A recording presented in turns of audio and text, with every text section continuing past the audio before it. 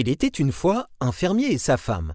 Elle s'était déjà mariée auparavant, mais son premier mari était mort, et elle s'était donc remariée.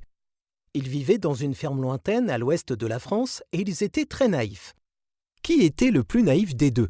Écoutez l'histoire et décidez par vous-même.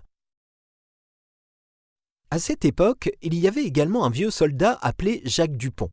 Son manteau était en guenilles, et il était pauvre. Mais personne ne pensait que Jacques Dupont était stupide, bien au contraire. Il était astucieux comme un renard. Après avoir quitté l'armée, il a consacré son temps à errer par le pays en inventant différentes façons de tromper les personnes. Après avoir voyagé pendant un certain temps, il est arrivé à la ferme qui appartenait au couple de naïfs. Il a frappé à la porte et quelques instants après, la femme a répondu.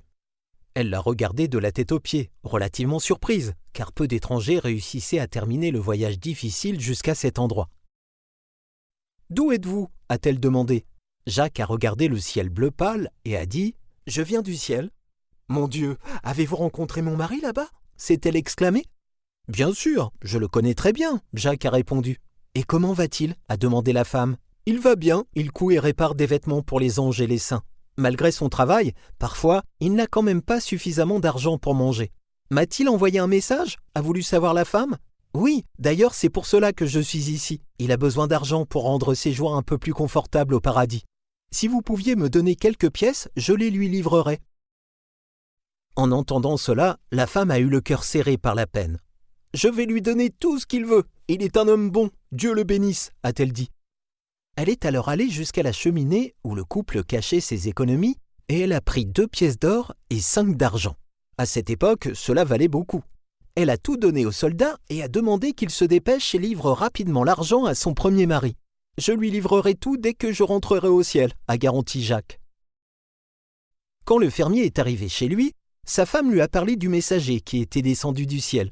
Elle a dit que l'homme avait demandé de l'argent pour son premier mari, qui travaillait dur au paradis, mais était quand même très pauvre. « Tu es une femme naïve » a crié le fermier. « Comment peux-tu croire à cette bêtise ?»« Bon, tu es encore plus naïf, puisque c'est toi qui m'as montré où l'argent était caché » a rétorqué la femme. L'homme a renoncé à la discussion. À défaut, il est monté sur son cheval et est parti à la recherche du soldat dans l'espoir qu'il soit encore à proximité de la ferme. Jacques Dupont a entendu le son des sabots de cheval qui se rapprochaient. Il savait que le fermier était à sa recherche pour récupérer l'argent. Rapidement, il a élaboré un plan. Alors, il s'est agenouillé sur le bord de la route, il a couvert ses yeux avec une main et il a pointé l'autre vers le ciel. Le fermier l'a rapidement rattrapé et a demandé « Que faites-vous au bord de la route ? Pourquoi vous protégez-vous les yeux avec une main et pointez-vous l'autre vers le ciel ?»« C'est incroyable, c'est l'œuvre de Dieu » a crié le soldat. « Je vois une chose merveilleuse !»« Quelle chose merveilleuse ?» a demandé le fermier. « Un homme qui va droit au ciel sur un arc-en-ciel, comme s'il marchait sur une route. » Le fermier a regardé vers le haut, mais il n'a vu ni un arc-en-ciel merveilleux, ni un homme marchant dessus. « Agenouillez-vous ici sur le bord de la route et regardez vers le ciel exactement comme je suis en train de faire, » a dit Jacques. « Vous devrez tenir mon cheval, » a dit le fermier.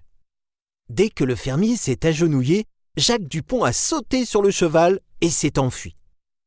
Alors, qui est le plus naïf ? Le fermier ou sa femme ?